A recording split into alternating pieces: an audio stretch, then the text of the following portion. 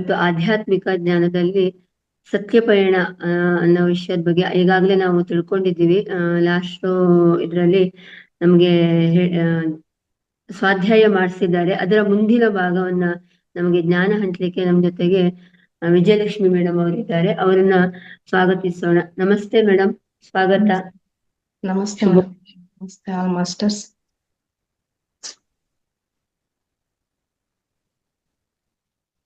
ನಮಸ್ತೆ ಗುರುಗಳೇ. ನಮಸ್ತೆ ಎಲ್ಲ ಆತ್ಮ ಬಂಧುಗಳಿಗೆ. ಇಡೀ ಜಗತ್ತಿಗೆ ಧ್ಯಾನ ಜ್ಞಾನವನ್ನು ಹಂಚಿದಂತ ಬ್ರಹ್ಮರ್ಷಿ ಪಿತಾಮಹ ಪತ್ರಿಜಿ ಗುರುಗಳ ಚೈತನ್ಯ ಶಕ್ತಿಯೊಂದಿಗೆ ಹಾಗೂ ಅವರ ಶ್ರೀಮತಿಯವರಾದ ಸ್ವರ್ಣಮಾಲಾ ಅಮ್ಮನವರಿಗೆ, ಮಹಾವತಾರ್ ಬಾಬಾಜಿ ಅವರಿಗೆ, ಆಸ್ಟ್ರಲ್ ಮಾಸ್ಟರ್ಸ್ ಏಂಜಲ್ಸ್ಗೆ ಅವರಿಗೆ, ನನ್ನ ತಂದೆ ತಾಯಿಗಳಿಗೆ, ಧ್ಯಾನ ಮಾರ್ಗಕ್ಕೆ ಕರೆತಂದಂತ ಸೋದರಿ ಮಂಜುಳಾರವರಿಗೆ, ಈ ವೇದಿಕೆಯನ್ನು ಸೃಷ್ಟಿ ಮಾಡಿಕೊಟ್ಟಂತಹ ಎಲ್ಲ ಪರಮೋಚ್ಚ ಗುರುಗಳಿಗೆ, ಆ ಎಲ್ಲ ಆತ್ಮ ಬಂಧುಗಳಿಗೂ ಕೂಡ ಅನಂತ ಅನಂತ ಕೋಟಿ ನಮನಗಳು ಮಾಸ್ಟರ್ಸ್. ನಾನು ಈಗಾಗ್ಲೇ 2 ತಿಂಗಳ ಹಿಂದೆ 6 ಎಪಿಸೋಡ್ಗಳಲ್ಲಿ ಸತ್ಯಪಯಣ ಅಂತಕ್ಕಂಥ ಪುಸ್ತಕ ಪರಿಚಯದಲ್ಲಿ ಜ್ಞಾನ ಹಂಚಿಕೆ ಕಾರ್ಯಕ್ರಮ ನಡೀತಾ ಇದೆ. ಇದು 3ನೇ ಹಂತದ ಕೊನೆಯದೇ ಆಗ್ತಾ ಇದೆ ಮಾಸ್ಟರ್ಸ್, ಈ 4 ಎಪಿಸೋಡ್ ಅಲ್ಲಿ. ಅದಕ್ಕೋಸ್ಕರ ಹಿಂದೆ ನಾವು ತಿಳಿದಂತ ಅಂಶಗಳನ್ನ ಇವತ್ತು ಕೇಳ್ತಕ್ಕಂಥವ್ರು ಕೂಡ ಅನುಕೂಲ ಆಗ್ತದೆ ಅಂತೇಳಿ ಸ್ವಲ್ಪ ಹಾಗೆ ಪುನರಾವರ್ತನೆ ಮಾಡೋಣ ಮಾಸ್ಟರ್ಸ್. ದೇಹ ಒಂದು ಅದ್ಭುತ ಯಂತ್ರ ಅಂತಕ್ಕಂಥದ್ದು ಅಂತ ತಿಳ್ಕೊಂಡು ನಾವು ಜೀವನ ಮಾಡ್ತಿರ್ತೀವಿ, ಮಾಡ್ಬೇಕು ಕೂಡ. ಆದ್ರೆ ಆ ದೇಹದಲ್ಲಿ ಇರ್ತಕ್ಕಂಥ ನಾನು ಅಂತಕ್ಕಂಥದ್ದು ಯಾರು? ನಾನು ಅಂತಕ್ಕಂಥದ್ದು ಆತ್ಮ ಅಂತ ಭಾವಿಸ್ಬೇಕು. ಅದು ಬೆಳಕಿನ ರೂಪದಲ್ಲಿರುತ್ತದೆ. ನಾವೆಲ್ಲರೂ ಕೂಡ ಪರಮಾತ್ಮನ ಆಣತಿಯಂತೆ ಪೂರ್ಣಾತ್ಮನಿಂದ ಸೃಷ್ಟಿಸಲ್ಪಟ್ಟಂತ ಅಂಶಾತ್ಮಗಳು. ಪರಮಾತ್ಮನ ನೇರ ಸಂಪರ್ಕದ ಕೊಂಡಿ ಬೆಳ್ಳಿಯ ದಾರವನ್ನು ಪಡೆದು ಈ ಭೂಮಿ ಎಂಬ ನಾಟಕ ರಂಗಮಂಟಪದಲ್ಲಿ ನಟನೆ ಮಾಡ್ಲಿಕ್ಕೆ ಬಂದಂತ ಅಂಶಾತ್ಮಗಳು. ಅದು ಬರುವಾಗ ಪರಮಾತ್ಮನ ನಿಬಂಧನೆ ಒಳಪಟ್ಟು ಪೂರ್ಣಾತ್ಮನ ಆಣತಿಯಂತೆ ನಾವು ಈ ಭೂಮಿಗೆ ಅನುಭವಕ್ಕಾಗಿ ಬರ್ತೀವಿ. ಮಾಯೆಯ ಅಡಿಯಾಳಾಗಬಾರದು. ನಮ್ಮ ನಿಜ ಸ್ವರೂಪ ಯಾವಾಗ್ಲೂ ಬೆಳಕು. ಮರಳಿ ಬರಬೇಕಂದಾಗ ಹೋದ ರೀತಿಯಲ್ಲೇ ಪರಿಶುದ್ಧರಾಗಿ ಬರಬೇಕು ಎಂಬ ನಿಬಂಧನೆ ಒಳಪಟ್ಟು ಸತ್ಯಲೋಕದಿಂದ ಬಂದಂತಹ ಆತ್ಮಗಳು ನಾವೆಲ್ಲರೂ ಕೂಡ. ವಿಶ್ವದ ಲೋಕಗಳಲ್ಲಿ ಭೂಮಿ ಒಂದು ಸುಂದರ ಸೃಷ್ಟಿ. ಆ 7 ಸ್ತರದ ಲೋಕಗಳಲ್ಲಿ ನಡುವಿನ ಸ್ಥಾಯಿಯಾಗಿರ್ತಕ್ಕಂಥ ಭೂವರ್ ಲೋಕದಲ್ಲಿ, ಉನ್ನತ ಸ್ಥಾಯಿ ಲೋಕದಲ್ಲಿನ ಜೀವಿಸುತ್ತಿರುವ ಮಹಾ ಇಚ್ಛಾಶಕ್ತಿ ಮಾತ್ರದಿಂದಲೇ ಸರ್ವ ಕಾರ್ಯಗಳನ್ನ ನೆರವೇರಿಸಲಿಕ್ಕೆ ಪರಮಾತ್ಮನ ಹತ್ತಿರದ ನಿವಾಸಿಗಳಾಗಿರ್ತಕ್ಕಂಥ ಪೂರ್ಣಾತ್ಮರು ರಾಯಭಾರಿಗಳಾಗಿ ಕರ್ತವ್ಯವನ್ನು ನಿರ್ವಹಿಸ್ತಾರೆ. ಭೂಲೋಕ ಅಧಮಲೋಕದಲ್ಲಿರುವ ಸತ್ಯಾನ್ವೇಷಣೆಗೆ ಪರಮಾತ್ಮನ ಸಾಯುಜ್ಯ ಬಯಸುವ ಆತ್ಮಗಳಿಗೆ ಉತ್ತಮ ಬೋಧಕರಾಗಿ ಕಾರ್ಯನಿರ್ವಹಿಸ್ತಕ್ಕಂಥ ತಪಸ್ವಿಗಳು ಈ ಪೂರ್ಣಾತ್ಮರು. ಅಧಮ ಸ್ಥಾಯಿ ಲೋಕಗಳಿಗೂ ಇಲ್ಲಿಯೂ ಸೂಕ್ಷ್ಮ ರೂಪಗಳಾಗಿ ಇರ್ತಾರೆ. ಸ್ವೇಚ್ಛೆ, ವೈಭೋಗ, ಲಾಲನೆಗಳಲ್ಲಿ ಮುಳುಗಿರ್ತಾರೆ ಅಧಮ ಲೋಕದಿಂದ ಬರ್ತಕ್ಕಂಥ ಆತ್ಮಗಳು. ಸ್ವಾರ್ಥ, ದ್ವೇಷ, ಕೋಪ ಇಂತಹ ಗುಣಗಳು ಈ ಲೋಕದಿಂದ ಭೂಮಿಗೆ ದೊರೆತಂತ ಬಳುವಳಿಗಳಾಗಿವೆ. ಆದ್ದರಿಂದ ಈ ಭೂಮಿ ಅಂತಕ್ಕಂಥದ್ದು ಸಮ್ಮಿಶ್ರ ತಾಣವಾಗಿದೆ. ನೋವು, ನಲಿವು, ಸುಖ, ದುಃಖ, ಆಸೆ, ನಿರಾಸೆ, ಕಷ್ಟ ಸುಖಗಳ ಜೀವನ ಶೈಲಿಯಾಗಿದೆ. ಭೂಮಿ ತನ್ನದೇ ಆದಂತ ನಿಯಮಗಳನ್ನು ಹೊಂದಿದೆ. ಅವುಗಳನ್ನ ಭೂಮಿಗೆ ಬರುವ ಆತ್ಮಗಳು ತಪ್ಪದೇ ನಿರ್ವಹಿಸಬೇಕಾಗಿದೆ. ಪರಮಾತ್ಮನ ನಿಬಂಧನೆಗೊಳಪಟ್ಟು ಈ ಭೂಮಿಗೆ ಬಂದ್ಮೇಲೆ ಭೂಮಿಯಲ್ಲೂ ಕೂಡ ನಿಬಂಧನೆಗಳು ಇವೆ. ಆ ನಿಬಂಧನೆಗಳು ಅಂತ ಹೇಳಿದ್ರೆ, ಈ ಭೂಮಿಗೆ ಬಂದ ನಂತರ ಜನನ ಮರಣ ಚಕ್ರದಲ್ಲಿ ಬರ್ಲೇಬೇಕು. ಜನನವಾಗ್ಲಿ, ಮರಣವನ್ನಾಗಲಿ, ಈ ಜೀವಿತವನ್ನಾಗಲಿ, ರೂಪವನ್ನಾಗಲಿ ಹೇಗಿರ್ಬೇಕು ಅಂತ ನಿರ್ಣಯಿಸ್ಕೊಳ್ತಕ್ಕಂಥ ಸ್ವಾತಂತ್ರ್ಯ ಈ ಆತ್ಮಕ್ಕೆ ಇದೆ. ಪ್ರತಿ ಆತ್ಮನು ಕೂಡ ಅನೇಕ ಶರೀರದಲ್ಲಿ ಪಾತ್ರ ಮಾಡುತ್ತಾ ಆತ್ಮೋನ್ನತಿಯನ್ನು ಹೊಂದಬೇಕು. ಹಳೆಯ ಜನ್ಮದ ನೆನಪುಗಳು ಮರೆಮಾಚಬೇಕು. ಪ್ರತಿ ಹೊಸ ಜನ್ಮವನ್ನು ಪಡೆಯುವಾಗ ಹಳೆಯ ಪಾತ್ರದ ಕರ್ಮ ಸಿದ್ಧಾಂತದ ಮೇಲೇನೆ ಹೊಸ ಜನ್ಮ ಅವಲಂಬಿತವಾಗಿರುತ್ತದೆ. ಮರಳಿ ಶಾಶ್ವತವಾಗಿ ನಮ್ಮ ಸ್ವಸ್ಥಾನಕ್ಕೆ ಅಂದ್ರೆ ಮುಕ್ತಿಯನ್ನು ಬಯಸ್ತಕ್ಕಂಥ ಆತ್ಮಗಳು ತಮ್ಮ ಪಾತ್ರಗಳಲ್ಲಿ ಸಂಪೂರ್ಣ ಕರ್ಮ ಫಲಗಳನ್ನು ನಿಶ್ಶೇಷಗೊಳಿಸಿಕೊಂಡು ತಾಮಸ, ರಜಸ, ಸಾತ್ವಿಕ ಗುಣಗಳನ್ನು ಪರಿಶುದ್ಧರಾಗಿ ನಿರ್ಗುಣಿಗಳಾಗಿ ನಾವು ಹಿಂತಿರುಗಬೇಕು. ನಿರರ್ಥಕ ಜೀವನ ಮಾಡುವುದರಿಂದ ಯಾವ ಅರ್ಥವೂ ಇಲ್ಲ. ಉನ್ನತ ಮಟ್ಟದ ಜೀವಿತದ ಆದಿಯು ಎಲ್ಲರನ್ನು ಕೈಬೀಸಿ ಕರೀತಾ ಇರ್ತದೆ. ನಮ್ಮ ಅಂತರಾಳದಲ್ಲಿದ್ದ ತುಡಿತದ ಬೇಗೆಯ ಬಗ್ಗೆ ಸ್ವಲ್ಪ ಗಮನ ಕೊಟ್ರೆ ಧ್ಯಾನ ಸಾಧನೆಯಿಂದ ನಮ್ಮನ್ನು ನಾವು ಶ್ರುತಿಗೊಳಿಸಿಕೊಂಡು ಮಾರ್ಗದರ್ಶನ ಮಾಡಲು ಸದಾ ಸಿದ್ಧರಾಗಿರ್ತಕ್ಕಂಥ ಆಸ್ಟ್ರಲ್ ಮಾಸ್ಟರ್ ಮಾರ್ಗದರ್ಶನದಲ್ಲಿ ಭೂಲೋಕದಲ್ಲಿ ನಾವು ಉನ್ನತ ಮುಕ್ತಿ ಮಾರ್ಗಕ್ಕೆ ಸಾಗಬಹುದು. ಭೂಲೋಕದಲ್ಲಿ ಜನಿಸಲು ನಿರ್ಧರಿಸಿದ ಕೂಡಲೇ ಆತ್ಮ ಅಂಗಾಂಗಗಳ ತಯಾರಿಕೆಗೆ ಸೂಕ್ಷ್ಮ ಲೋಕದ ಕಾರ್ಯಕರ್ತರೊಡನೆ ಸಮಾಲೋಚಿಸಿ ಶರೀರದ ಚಿತ್ರಗಳನ್ನು ಮನೋಮಯ ಕೋಶದಲ್ಲಿ ಚಿತ್ರಿಸಿಕೊಂಡು ತಕ್ಕನಾದ ತಂದೆ ತಾಯಿಗಳ ವಂಶವಾಹಿನಿಗಳ ಆಧಾರದ ಮೇಲೆ ಜೀವಿತಾವಧಿಯಲ್ಲಿ ಅನುಭವಿಸಬೇಕಾದ ಘಟನೆಗಳು, ಪರಿಸರ, ಅವಶ್ಯಕ ವ್ಯಕ್ತಿಗಳು, ಕುಟುಂಬ, ಲಿಂಗ, ಆಪ್ತರು, ಶತ್ರುಗಳು, ಸಮಸ್ಯೆಗಳು, ಅದು ಪರಿಹಾರ ಆಗ್ಲಿಕ್ಕೆ ಬೇಕಾದಂತ ಸಮಯ, ಪರಿಹಾರ, ಆರೋಗ್ಯ ಸಂಬಂಧಿತ ವಿಷಯ, ಮರಣಕ್ಕೆ ತಕ್ಕ ಸಂದರ್ಭ ಎಲ್ಲವನ್ನು ಸ್ವಯಂ ನಾವೇ ನಿರ್ಧರಿಸಿಕೊಂಡು ಅನುಭವಕ್ಕಾಗಿ ಈ ಭೂಮಿಗೆ ಬರುತ್ತೇವೆ. ಅಲ್ಲಿ ಇದನ್ನೆಲ್ಲ ಪಡಿಬೇಕು ಅಂತ ಯಾರ ಒತ್ತಾಯನೂ ಇರಲ್ಲ, ಸಲಹೆನೂ ಕೊಡಲ್ಲ, ಯಾರು ಕೂಡ ಹೇಳಿಕೆನೂ ಹೇಳೋದಿಲ್ಲ. 5 ತಿಂಗಳಿನ ಒಂದು ಶುಭ ಮುಹೂರ್ತದಲ್ಲಿ ಆತ್ಮದ ಪೂರ್ಣಾಂಶ ತನ್ನ ಸರ್ವ ಸಿದ್ಧತೆಗಳನ್ನು ಮಾಡಿಕೊಂಡು ತಾಯಿಯ ಗರ್ಭವನ್ನು ಸೇರುತ್ತದೆ. ದೇಹ ಅಂತಕ್ಕಂಥದ್ದು ಒಂದು ಅದ್ಭುತ ಯಂತ್ರ. ಭೌತಿಕ ರೂಪ ಪಡೆಯುವಷ್ಟರಲ್ಲಿ ಅನೇಕ ಕಾರ್ಯಕರ್ತರು ಕೆಲಸವನ್ನ ಮಾಡಿರ್ತಾರೆ. ಆದ್ದರಿಂದ ಈ ದೇಹವನ್ನ ಗೌರವಯುತವಾಗಿ ಕಾಣಬೇಕು, ಗೌರವಯುತವಾಗಿ ನಡೆಸ್ಕೊಳ್ಬೇಕು. ಈ ಮೊದಲೇ ತಿಳಿಸಿದಂತೆ ಕೋಶಗಳು ಪರಮಾತ್ಮನಿಂದ ಕೋಶಗಳನ್ನು ಪಡ್ಕೊಂಡ್ ಬರ್ತೀವಿ. ಆ ಕೋಶಗಳೇ ಒಂದೊಂದು ಬೇರೆ ಬೇರೆ ಲೋಕದಲ್ಲಿ ನೈಪುಣ್ಯತೆ ಹೊಂದಿದ ಮೇಲ್ವಿಚಾರಕರ ನಿರ್ದೇಶದ ದಡಿಯಲ್ಲೇ ನೀಡಲಾಗಿರ್ತದೆ. ಆದ್ದರಿಂದ ಹಾಗೆಯೇ ಕಾರಣ, ಮಹಾಕಾರಣ, ಸೂಕ್ಷ್ಮ ಶರೀರಗಳ ಒಂದರ ಮೇಲೊಂದರಂತೆ ಎಣೆದು ಭೌತಿಕ ಶರೀರದೊಂದಿಗೆ ಬೆಸೆದು ವಿಶಿಷ್ಟ ಅಂಟಿನ ದ್ರವ್ಯದೊಂದಿಗೆ ನಾವು ಈ ಭೂಮಿಯಲ್ಲಿ ಜನನ ಪಡಿತೀವಿ. ವಿಶೇಷ ಅಂಗಗಳಾದ ಮೆದುಳು, ಹೃದಯ, ಶ್ವಾಸಕೋಶ, ಪಿತ್ತಜನಕಾಂಗಗಳು, ಜಠರ, ಮೂತ್ರಪಿಂಡ, ಜನನಾಂಗಗಳು ಕೂಡ ಧನ್ವಂತರಿ ಮಹಾಶಯರ ಮೇಲ್ವಿಚಾರಣೆಯಲ್ಲಿ ಬೆಳಕು ಹಾಗೂ ಶಬ್ದ ಅಲೆಗಳ ಸಂಯೋಜನೆಯಿಂದ ಸೂಕ್ಷ್ಮ ಯಂತ್ರಗಳ ಮೂಲಕ ಆಯಿಸಿ ಅಚ್ಚುಗಳಲ್ಲೂ ಸುರಿದು ತಯಾರಿಸಲ್ಪಡುತ್ತದೆ. ಹೀಗೆ ದೊರೆತ ಅಂಗಗಳನ್ನು ಪಂಚಭೂತಗಳ ಸಹಾಯದಿಂದ ಮಾನವನ ಶರೀರಕ್ಕೆ ಹೊಂದಿಕೊಳ್ಳುವ ತರಂಗಗಳಿಗೆ ಶ್ರುತಿಗೊಳಿಸುವ ಕಾರ್ಯವನ್ನು ಸುಶ್ರುತ ಮಹರ್ಷಿಗಳು ಮಾಡಿರುತ್ತಾರೆ. ಹೀಗೆ ಜನನವಾದರೆ ಮರಣ ಎಂಬುದು ಶಾಶ್ವತವಾಗಿ ಆತ್ಮ ಹೊರಬರಲು ನಿರ್ಧರಿಸಿಕೊಂಡ ಸಮಯ. ಅಂದ್ರೆ ಹೊಸ ಉಡುಪನ್ನು ಪಡೆಯಲು ಹಳೆ ಉಡುಪಿನಿಂದ ಹೊರ ಬರುವುದಾಗಿರುತ್ತದೆ. ಸೂಕ್ಷ್ಮ ಕಾರ್ಯಕರ್ತರು ಶರೀರ ಮತ್ತು ಸೂಕ್ಷ್ಮ ಶರೀರದ ನಡುವೆ ಕೊಂಡಿಯಂತಿದ್ದ ಬೆಳ್ಳಿಯ ದಾರ, ಆಕಾಶಿಕ ರೇಖಾ ಬೆಳ್ಳಿಯ ದಾರವನ್ನು ಕತ್ತರಿಸಲ್ಪಡುವುದು. ಭೌತಿಕ ಶರೀರಕ್ಕೆ ಮೊದಲು ಪಡೆದ ಮಾನಸ, ಭಾವಕಾಂತಿಯ ಶರೀರ, ಕಾರಣ ಶರೀರ, ಮಹಾಕಾರಣ ಶರೀರ, ಆನಂದಮಯ ಶರೀರ ಅಂತಕ್ಕಂಥ 6 ಶರೀರಗಳು ಸೂಕ್ಷ್ಮ ರೂಪದಲ್ಲಿದ್ದು ಭೌತಿಕ ಶರೀರಕ್ಕೆ ಜೋಡಣೆಯಾಗುವಾಗ ಅನ್ನಮಯ ಮತ್ತು ಪ್ರಾಣಮಯ ಕೋಶವನ್ನು ಪಡೆಯುತ್ತೇವೆ. ಈ ಬೆಳ್ಳಿಯ ದಾರ ಕತ್ತರಿಸಿದಾಗ ಈ ಅನ್ನಮಯ ಮತ್ತು ಪ್ರಾಣಮಯ ಶರೀರಗಳಲ್ಲಿ ಇಲ್ಲೇ ಉಳಿಯುತ್ತವೆ. ಸೂಕ್ಷ್ಮ ಶರೀರವನ್ನು ಹೊತ್ತುಕೊಂಡು ಆತ್ಮ ಮುಂದಿನ ಪಯಣವನ್ನು ಬೆಳೆಸುತ್ತದೆ. ಶರೀರ ತ್ಯಜಿಸಿ ಬರುವ ಆತ್ಮಗಳಿಗೆ ಚುವನಟ್ಸ್ ಮತ್ತು ಜಯಾಂಕ್ ಎಂಬ ಸತ್ಯಾಂಶದ ಬಗ್ಗೆ ಮನವರಿಕೆ ಮಾಡಿಕೊಳ್ಳಲು ನಿರತರಾಗಿರ್ತಕ್ಕಂಥವ್ರು. ಪ್ರಾಣಿ, ಪಕ್ಷಿ, ಮನುಷ್ಯ ಆತ್ಮಗಳು ಕೂಡ 3 ಹಂತದ ಇದರಲ್ಲಿ 3 ಹಂತದ ಕಾರ್ಯಕರ್ತರಿರ್ತಾರೆ. ಮರಣ ಹೊಂದಿದ ನಂತರ ಆ 3 ಹಂತದ ಕಾರ್ಯಕರ್ತರ ಕರ್ತವ್ಯಗಳಪ್ಪ ಅಂದ್ರೆ, ಮೊದಲ ತಂಡದ ಕಾರ್ಯಕರ್ತರು ಶರೀರ ತೊರೆದು ಬಂದ ಆತ್ಮ ಗೊಂದಲದಲ್ಲಿರ್ತದೆ. ಆ ಗೊಂದಲವನ್ನ ನಿವಾರಿಸಿಕೊಳ್ಳಲಿಕ್ಕೆ ಸಮಾಧಾನ, ಸಾಂತ್ವನ ಹೇಳಿ ರಮಿಸುವ ಕೆಲಸವನ್ನ ಮಾಡ್ತದೆ.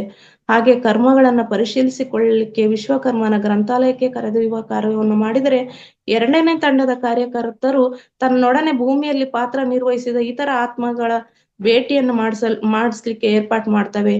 ಪರಿಸ್ಥಿತಿಯನ್ನ ಆ ಗಲಿಬಿಲಿಗೊಂಡಂತ ಆತ್ಮಕ್ಕೆ ಅರ್ಥ ಮಾಡಿಸುವ ಪ್ರಯತ್ನ ಮಾಡ್ತಾರೆ. ನಂತರ ಭೂಲೋಕದ ಕುಟುಂಬಕ್ಕೂ ಅವಕಾಶ ಕೊಡ್ತಾರೆ. ತಿಥಿ ದಿನ ಭೇಟಿಗೂ ಅವಕಾಶ ಕಲ್ಪಿಸಿಕೊಡ್ತಾರೆ. ವಾಸ್ತವಾಂಶವನ್ನ ಅರಿತು ನಾನು ಪುನಃ ಭೂಮಿಗೆ ಹೋಗಕ್ಕಾಗಲ್ಲ, ಭೂಮಿಯಲ್ಲಿ ಇರ್ತಕ್ಕಂಥವ್ರನ್ನ ಭೇಟಿ ಮಾಡಕ್ಕಾಗಲ್ಲ ಅನ್ನೋ ವಾಸ್ತವಾಂಶ ತಿಳಿದ ಮೇಲೆ ಆತ್ಮ ಅದರ ಸ್ಥಾಯಿಗೆ ತಕ್ಕ ಲೋಕದಲ್ಲಿ ವಿಹರಿಸ್ಲಿಕ್ಕೆ ಕಳಿಸ್ಕೊಡ್ತಾರೆ. ಆ ಲೋಕಗಳಲ್ಲಿ ಸಂಕಲ್ಪಗಳಿಂದಲೇ ಸಿದ್ಧಿ ಆಗ್ತಕ್ಕಂಥ ಕಾರಣ, ಏನೇ ಅನ್ಕೊಂಡ್ರು ಕೂಡ ಬರೀ ಅನ್ಕೊಂಡ್ರೆ ಸಾಗು ಸಿದ್ಧಿ ಆಗೋ ಕಾರಣ ತನ್ನ ಆಸೆ ಆಕಾಂಕ್ಷೆಗಳನ್ನ ಎಲ್ಲ ಭೂಮಿ ಮೇಲೆ ತೀರ್ದೇ ಇರ್ತಕ್ಕಂಥ ಆಸೆ ಆಕಾಂಕ್ಷೆಗಳನ್ನೆಲ್ಲ ಆತ್ಮ ಪೂರೈಸ್ಕೊಳ್ತದೆ. ತದನಂತರ ವಿಹಾರ ಸಾಕೆನಿಸಿದಾಗ ತನ್ನ ಕರ್ಮಗಳ ಭಾರದಿಂದ ಹೊರಬರ್ಲಿಕ್ಕೆ ಮತ್ತೊಮ್ಮೆ ಶರೀರ ಪಡೆಯುವ ನಿರ್ಧಾರವನ್ನು ಮಾಡ್ತದೆ. ಈ ಶರೀರ ಪಡೆಯುವ ನಿರ್ಧಾರವನ್ನು ಮಾಡಿದಾಗ 3ನೇ ತಂಡದ ಕಾರ್ಯಕರ್ತರು ಅದಕ್ಕಾಗಿ ಸಹಾಯ ಮಾಡ್ತಾರೆ. ಅವರನ್ನು ಭೇಟಿಯಾಗಿ ತಿಳಿಸಿದಾಗ ವಿಶ್ವ ಪ್ರಣಾಳಿಕಾ ನ್ಯಾಯಾಲಯಕ್ಕೆ ಕರೆದೊಯ್ದು ಅಲ್ಲಿ ಅತ್ಯುನ್ನತ ಜ್ಞಾನದಿಂದ ಸಮೃದ್ಧವಾದ ಶ್ರೇಷ್ಠ ಆತ್ಮಗಳು ಕಾರ್ಯನಿರ್ವಹಿಸುತ್ತವೆ. ಅಂತಹ ಕಾರ್ಯದಲ್ಲಿ ಮಾರ್ಕಂಡೇಯ ಮಹರ್ಷಿಗಳ ತಂಡ ಪರಮಾತ್ಮನ ರಾಯಭಾರಿ ಕೆಲಸವನ್ನ ನಿರ್ವಹಿಸ್ತಾ ಇದೆ ಅಂತಕ್ಕಂಥ ವಿಷಯಗಳನ್ನ ಇದುವರೆಗೂ ತಿಳ್ಕೊಂಡಿದ್ವಿ ಮಾಸ್ಟರ್ಸ್. ಈಗ ಅದರ ಮುಂದುವರೆದ ಭಾಗ ನೋಡ್ತಾ ಹೋಗೋಣ ಮಾಸ್ಟರ್ಸ್. ಭೂಮಿಯಲ್ಲಿ ಪ್ರಚಲಿತವಿರುವ ಪ್ರತಿ ಭೌತಿಕ ಜೀವಿಯು ಅಣುಗಳಿಂದ, ಅಂದರೆ ಅನೇಕ ಅಣುಗಳ ಸಮ್ಮಿಳಿತದಿಂದ ಸೃಷ್ಟಿಯಾಗಿದೆ. ನಮ್ಮ ಗುರುಗಳ ಸಮಗ್ರ ಜೀವನ ಶೈಲಿ ಹೇಳ್ಬೇಕಾದ್ರೆ ಸಾಕಷ್ಟು ಮಾಹಿತಿಯನ್ನ ಇದ್ರ ಬಗ್ಗೆ ಕೊಟ್ಟಿದ್ದಾರೆ ಮಾಸ್ಟರ್ಸ್, ಅಣು ಮತ್ತೆ ಪರಮಾಣುಗಳ ಬಗ್ಗೆ. ಈ ಅಣುಗಳು ಪರಮಾಣುಗಳಿಂದ ಕೂಡಿದವೆ. ಈ ಅಣು ಪರಮಾಣುಗಳ ರಚನೆ ಭೌತಿಕ ನೇತ್ರಗಳಿಂದ ಕಾಣಲಿಕ್ಕೆ ಅಸಾಧ್ಯವಾದದ್ದು. ನಾವೇನು ಸುತ್ತಮುತ್ತ ಎಲ್ಲ ನೋಡ್ತೀವಲ್ಲ ಮಾಸ್ಟರ್, ಈ ಕಣ್ಣುಗಳಿಂದ ನೋಡ್ಲಿಕ್ಕೆ ಅಸಾಧ್ಯ. ಅದಕ್ಕೆ ದಿವ್ಯ ದೃಷ್ಟಿನೇ ಬೇಕು. ಈ ಅಣುಗಳ ಸೃಷ್ಟಿಯು ಕೂಡ ಆತ್ಮದ ಶಕ್ತಿಯಿಂದಲೇ ನಡೆಯುತ್ತದೆ. ಈ ಅಣುಗಳ ಸೃಷ್ಟಿ ಯಾವ್ದ್ರಿಂದ ಆಗ್ತಿದೆಯಪ್ಪ ಅಂದ್ರೆ ಈ ಆತ್ಮಗಳ ಶಕ್ತಿ, ಆತ್ಮದ ಶಕ್ತಿ ಎಷ್ಟಿದೆಯೋ ಸ್ಥಾಯಿ ಅಂತ ಹೇಳಿದಲ್ಲ ಮಾಸ್ಟರ್ಸ್, ಅದರಿಂದಲೇ ನಡೀತಾ ಇದೆ. ಆತ್ಮದ ಶಕ್ತಿ ಎಷ್ಟೋ ಅಣು ಪರಮಾಣುಗಳ ಜೀವಿತವನ್ನು ಸಕ್ರಿಯಗೊಳಿಸುತ್ತದೆ. ಆತ್ಮದ ಶಕ್ತಿ ಅಂತಕ್ಕಂಥದ್ದು ಎಷ್ಟೋ ಮತ್ತೆ ಅಣು ಮತ್ತೆ ಪರಮಾಣುಗಳ ಜೀವಿತವನ್ನ ಸಕ್ರಿಯಗೊಳಿಸುತ್ತದೆ. ಈ ಸಕ್ರಿಯಗೊಳಿಸ್ಲಿಕ್ಕೋಸ್ಕರನೇ ಈ ಸಮಗ್ರ ಜೀವನ ಶೈಲಿ ನಮ್ಗೆಲ್ಲ ಬೇಕು ಅಂತ ಹೇಳ್ಬಿಟ್ಟು ತುಂಬಾ ಒತ್ತಾಸೆಯಿಂದ ಈ ಕಾರ್ಯಕ್ರಮ ನಡೀತಾ ಇದೆ ಮಾಸ್ಟರ್ಸ್. ಇಂಥ ಅನೇಕ ಅಣುಗಳ ಸಂಯೋಗದಿಂದ ಒಂದೊಂದು ಭೌತಿಕ ಜೀವಿಯ ರೂಪ ಸೃಷ್ಟಿಯಾಗುತ್ತದೆ. ಹೀಗೆ ಸೃಷ್ಟಿಯ ಪ್ರಥಮ ಕ್ರಿಯೆಯಲ್ಲಿ ಪಾಲ್ಗೊಂಡ ಆತ್ಮಗಳು ಕ್ರಿಮಿ ಕೀಟಗಳಿಂದ ಹಿಡಿದು ಪ್ರಾಣಿ ಪಕ್ಷಿಗಳ ಶರೀರಗಳನ್ನು ಪಡೆಯುತ್ತಾ ಅನೇಕ ಪಾಠಗಳನ್ನು ಪಠಿಸಿದರೂ ಕೂಡ ಅವುಗಳಲ್ಲಿನ ಸತ್ಯವನ್ನು ಅರಿಯುವ, ತಮ್ಮ ಮೂಲವನ್ನು ಕುರಿತು ತಿಳಿಯುವ ಸಾಮರ್ಥ್ಯ ಇರುವುದಿಲ್ಲ. ಕೀಟ ಮತ್ತು ಪ್ರಾಣಿ ಪಕ್ಷಿಗಳಾಗಿರ್ಬೇಕಾದ್ರೆ ಮಾಸ್ಟರ್ಸ್ ಅದರಲ್ಲಿ ಸತ್ಯವನ್ನ ತಿಳಿತಕ್ಕಂಥ ಸಾಮರ್ಥ್ಯ ಕಡಿಮೆ ಇರ್ತದೆ. ಆದರೆ ಮಾನವ ಜನ್ಮವನ್ನು ಪಡೆದಾಗ ಕೇವಲ ಹುಟ್ಟು ಸಾವಿನ ಜೀವಿತ ಕರ್ಮದಲ್ಲಿ ಮಾತ್ರ ಸಾಕ್ತಾ ಇರ್ತವೆ ಕ್ರಿಮಿ ಕೀಟಗಳು, ಪ್ರಾಣಿ ಪಕ್ಷಿಗಳು. ಪಾತ್ರಗಳ ಕುರಿತಾದ ಅನುಭವ ಮತ್ತೆ ಜ್ಞಾನ ಮಾತ್ರ ಆಕಾಶಕ್ಕೆ ಕಾರಣ ಅಂತ ಏನಕ್ಕೆ ತಿಳಿದಿದೀವಲ್ಲ ಮಾಸ್ಟರ್ಸ್ ಈವರೆಗೆ, ಅದರಲ್ಲಿ ಶೇಖರಿಸಲ್ಪಟ್ಟಿರುತ್ತದೆ. ಪ್ರಾಣಿ ಪಕ್ಷಿಗಳ ಪಾತ್ರವನ್ನು ನಿರ್ವಹಿಸುವ ಆತ್ಮಗಳು ಬೇರೆಯದೇ ರೂಪದ್ದೇನಲ್ಲ ಅಂತ ಹೇಳ್ಬಿಟ್ಟು ಈ ಹಿಂದಿನ ಸಂಚಿಕೆಯಲ್ಲಿ ತಿಳಿದಿದೀವಿ ಮಾಸ್ಟರ್ಸ್. ಪ್ರಾಣಿ ಆತ್ಮನು ಒಂದೇ, ಪಕ್ಷಿ ಆತ್ಮನು ಒಂದೇ, ಮನುಷ್ಯ ಆತ್ಮನು ಕೂಡ ಒಂದೇ.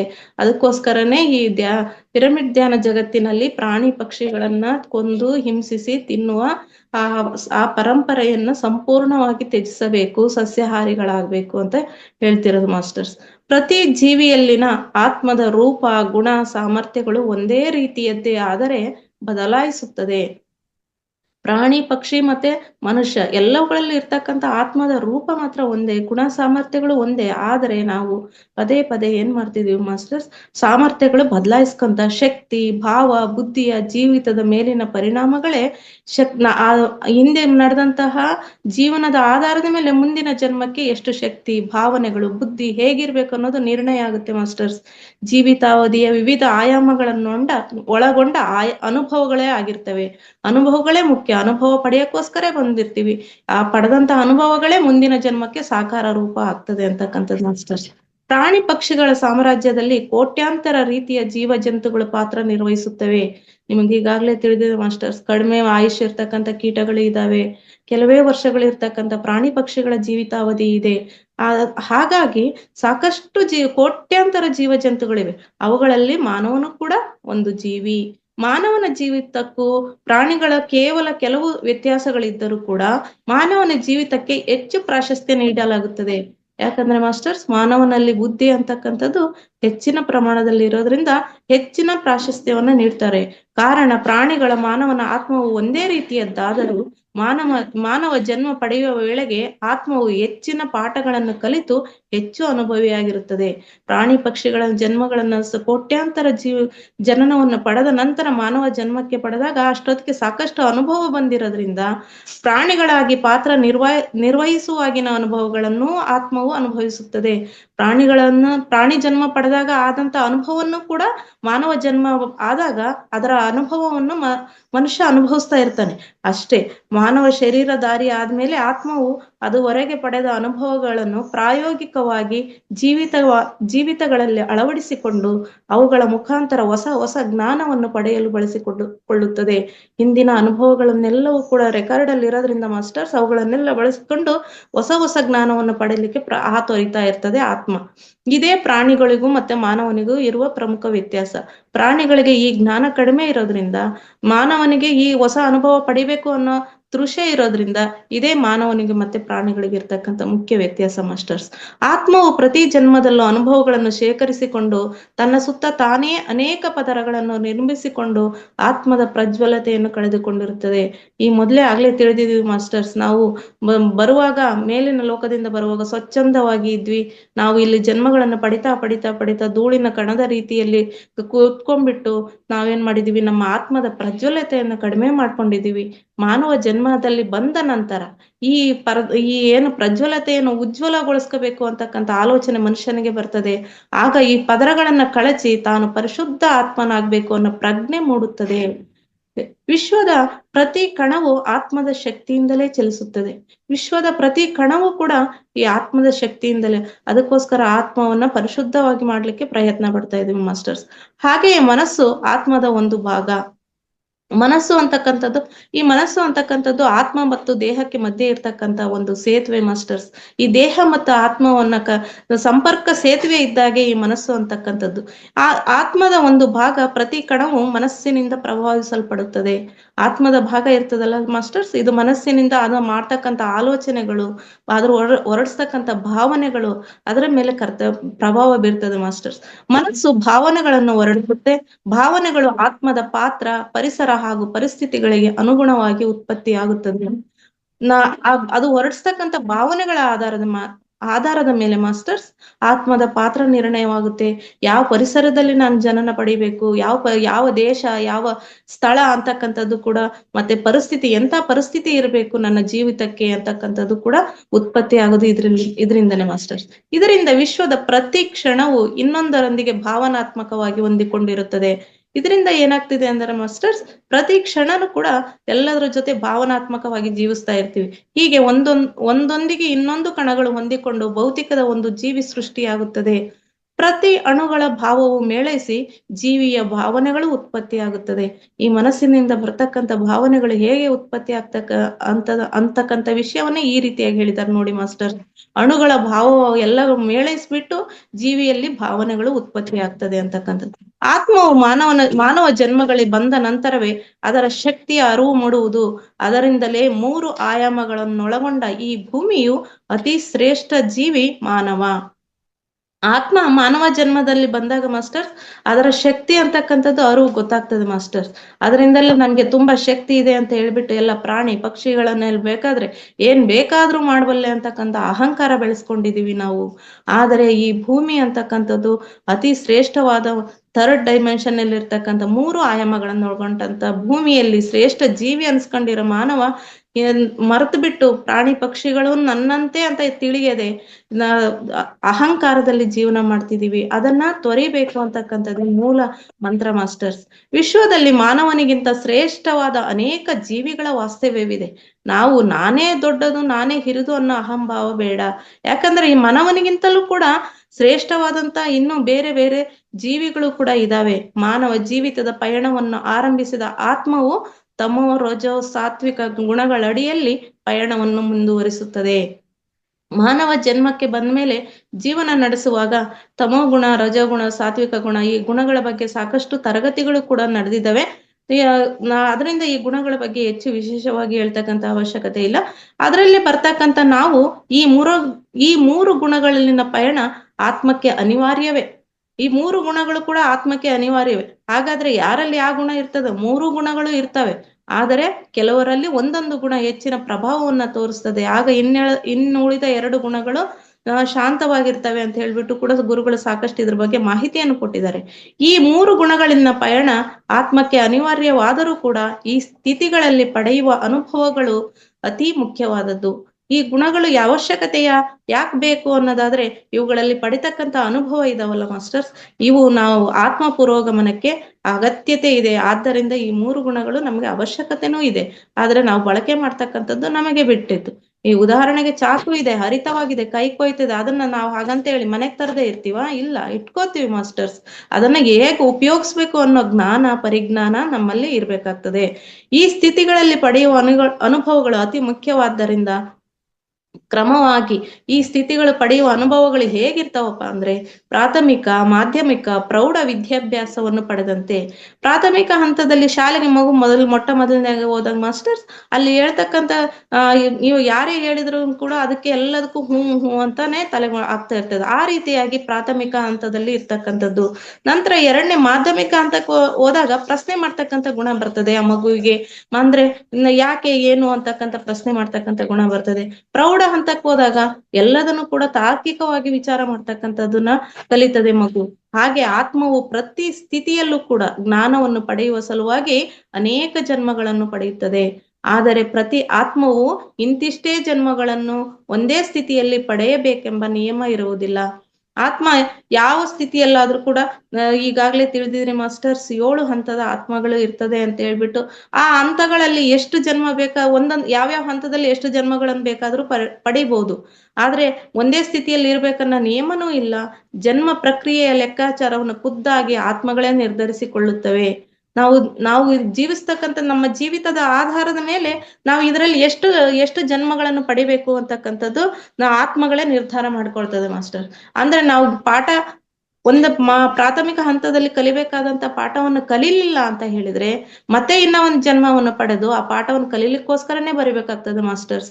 ನಾವು ಎಲ್ಲಿಗೆ ನಿಲ್ಸಿರ್ತೀವೋ ಜೀವಿತವನ್ನ ಅಲ್ಲಿಂದನೇ ಪುನಃ ಜನ್ಮ ಪ್ರಾರಂಭ ಆಗ್ತದೆ. ಅದೇ ಉದ್ದೇಶದಿಂದ ಗುರುಗಳು ಸಾಧ್ಯವಾದಷ್ಟು ಯಾರೂ ಕೂಡ ಆತ್ಮಹತ್ಯೆಗೆ ಪ್ರಯತ್ನ ಪಡಬಾರದು. ಈ ಆತ್ಮಹತ್ಯೆ ಮಾಡ್ಕೊಂಡಂತ ಆತ್ಮಗಳು ಏನಾಗ್ತದೆ, ಆ ರೀತಿ ಏನಾದ್ರು ಮಾಡ್ಕೊಂಡಾಗ ಪುನಃ ಕೂಡ ಆ ಸ್ಥಿತಿ ಎಲ್ಲಿಗೆ ನಿಂತಿರ್ತದಲ್ಲ ಅಲ್ಲಿಂದನೇ ಪ್ರಾರಂಭಿಸಬೇಕಾಗ್ತದೆ. ಇನ್ನು ಸಂಕಷ್ಟ ಸ್ಥಿತಿಯಲ್ಲಿ ಆತ್ಮಹತ್ಯೆ ಮಾಡಿಕೊಂಡಂತ ಆತ್ಮಗಳು ಅಧೋಲೋಕಕ್ಕೆ ಹೋಗ್ತದೆ. ಅಲ್ಲಿಂದ ಮರಿ ಈ ಭೂಮಿ ಸ್ಥಾಯಿಗೆ ಬರ್ಲಿಕ್ಕೇನೆ ಸಾಕಷ್ಟು ಜನ್ಮಗಳನ್ನ ಅಧೋಲೋಕದ ಗುಣಗಳೊಂದಿಗೆ ಪಡಿಬೇಕಾಗ್ತದೆ. ಆತ್ಮ ಪುರೋಗತಿ ತುಂಬಾ ಕಷ್ಟ ಸಾಧ್ಯ ಅನ್ನೋ ಉದ್ದೇಶದಿಂದನೇ ಈ ವಿಚಾರವಾಗಿ ಇದಕ್ಕೆ ಗಮನ ಹರಿಸ್ತಾರೆ ಮಾಸ್ಟರ್ಸ್. ಜನ್ಮ ಪ್ರಕ್ರಿಯೆಯ ಲೆಕ್ಕಾಚಾರವನ್ನು ಖುದ್ದಾಗಿ ಆತ್ಮಗಳೇ ನಿರ್ಧರಿಸಿಕೊಂಡು, ಲೆಕ್ಕಾಚಾರವು ಕರ್ಮದ ಆಧಾರಿತ ಅಂತ ಈಗಾಗಲೇ ತಿಳಿದಿದ್ದೀರಾ ಮಾಸ್ಟರ್ಸ್. ಪ್ರತಿ ಜನ್ಮದಲ್ಲೂ ಆತ್ಮವು ಅನುಭವದ ಪಾಠಗಳನ್ನು ಅಭ್ಯಸಿಸುತ್ತಾ ಮುಂದಿನ ಹಂತಗಳಲ್ಲಿ ಪಾತ್ರ ಮಾಡಲು ದಾಪುಗಾಲ ಹಾಕುತ್ತಿರುತ್ತದೆ. ಈ ಕರ್ಮದ ಲೆಕ್ಕಾಚಾರದ ಆಧಾರದ ಮೇಲೆ ಜೀವಿತವನ್ನು ಪಡೆದುಕೊಂಡ್ಬಿಟ್ಟು ಮಾಸ್ಟರ್ಸ್ ಏನ್ ಮಾಡ್ತದೆ ಅಂತ ಹೇಳಿದ್ರೆ ಅನುಭವವನ್ನು ಗಳಿಸ್ತದೆ. ಆ ಅನುಭವದ ಪಾಠಗಳನ್ನ ಅಭ್ಯಾಸ ಮಾಡುತ್ತೆ. ಆ ಅಭ್ಯಾಸ ಮಾಡಿದ ಮೇಲೆ ಮುಂದಿನ ತರಗತಿಗೆ ಹೋಗ್ಲಿಕ್ಕೆ ನಾನು ಈ ಪಾಠ ಕಲಿತೆ, ಈ ಪುಸ್ತಕ ಮುಗಿಸಿದೆ ಅಂತ ಹೆಂಗೆ ಮಗು ಸಂಭ್ರಮ ಪಡುತ್ತೋ ಅದೇ ರೀತಿಯಲ್ಲಿ ಆತ್ಮವು ಕೂಡ ಹಂತಗಳನ್ನ ಮುಗಿಸ್ಬಿಟ್ಟು ಮುಂದಿನ ಪಾತ್ರ ಮಾಡ್ಲಿಕ್ಕೆ ದಾಪುಗಾಲ ಆಗ್ತಾ ಇರ್ತದೆ. ಪ್ರತಿ ಹಂತದಲ್ಲಿಯೂ ಆತ್ಮದ ಭಾವವು ಆಯಾ ಸ್ಥಿತಿಯ ಗುಣಗಳ ಫಲದ ಮೇಲೆ ಅವಲಂಬಿತವಾಗಿರುತ್ತದೆ. ಪ್ರತಿ ಹಂತದ ಭಾವನೆಗಳು ತಿಳಿದ್ವಲ್ಲ ಮಾಸ್ಟರ್ಸ್, ಅದು ಆಯಾ ಸ್ಥಿತಿಯ ಗುಣಗಳು. ಈಗೇನ್ ಗುಣಗಳು ತಿಳಿದ್ವಲ್ಲ ಮಾಸ್ಟರ್, ತಮೋ ರೋಜ ಸಾತ್ವಿಕ ಅಂತ, ಈ ಗುಣಗಳ ಫಲದ ಆಧಾರದ ಮೇಲೇನೆ ಅವಲಂಬಿತವಾಗಿರ್ತದೆ. ಪ್ರಥಮವಾಗಿ ಮಾನವ ಜನ್ಮ ಪಡೆಯುವ ಆತ್ಮವು ತಮೋ ಗುಣದ ಸ್ಥಿತಿಯಿಂದ ತನ್ನ ಜೀವಿತವನ್ನು ಪ್ರಾರಂಭಿಸುತ್ತದೆ. ಮೊದಲನೇದಾಗಿ ತಮೋ ಗುಣದ ಸ್ಥಿತಿಯಿಂದ ತನ್ನ ಜೀವಿತವನ್ನು ಆರಂಭಿಸುತ್ತದೆ ಮಾಸ್ಟರ್ಸ್. ತಮೋ ಗುಣವೆಂದರೆ ನೀಚ ಪ್ರವೃತ್ತಿಯ ಜೀವನ ಕ್ರಮ ಮಾಸ್ಟರ್ಸ್. ಅದರಲ್ಲಿ ಇರ್ತಕ್ಕಂಥವ್ರು ಈಗೆಲ್ಲ ಏನು ಪ್ರಪಂಚದಲ್ಲಿ ನೋಡ್ತಾ ಇದೀವಲ್ಲ ಮಾಸ್ಟರ್ಸ್, ಅವ್ರು ಯಾಕೆ ಆಗ್ ಮಾಡ್ತಾರೆ ಅಂತ ಹೇಳ್ತೀವಲ್ಲ, ಅವರೆಲ್ಲ ತಮೋಗುಣದಲ್ಲಿ ಇರ್ತಕ್ಕಂಥ ಆತ್ಮಗಳು ಅಂತ ನಾವು ಭಾವಿಸ್ಬೇಕಷ್ಟೇ ಮಾಸ್ಟರ್ಸ್. ಅದಕ್ಕೋಸ್ಕರ ನಾವು ಯಾವುದೇ ಆತ್ಮದ ಕರ್ತವ್ಯದ ಮಾಡ್ತಕ್ಕಂಥದ್ರ ಬಗ್ಗೆ ನಾವು ನೋ ಕಮೆಂಟ್, ನೋ ಜಡ್ಜ್ಮೆಂಟ್. ಯಾಕಂದ್ರೆ ಅವರು ತಮೋ ಗುಣದಲ್ಲಿ ಇರೋದ್ರಿಂದ ಆ ರೀತಿಯಾಗಿ ವರ್ತನೆ ಮಾಡ್ತಾ ಇದ್ದಾರೆ. ಅವರು ಕೂಡ ತಮೋ ಗುಣವನ್ನ ಸಾಕಷ್ಟು ಜನ್ಮಗಳನ್ನ ಪಡೆದು ಆ ಜೀವನ ಕ್ರಮವನ್ನ ಸಾಗಿಸಿ ನಂತರ ರಜೋಗುಣಕ್ಕೆ ಬಂದೇ ಬರ್ತಾರೆ. ರಜೋಗುಣವೆಂದರೆ ಅರಿಷಡ್ ವರ್ಗದಿಂದ ಕೂಡಿದ ಜೀವಿತ ಕ್ರಮ.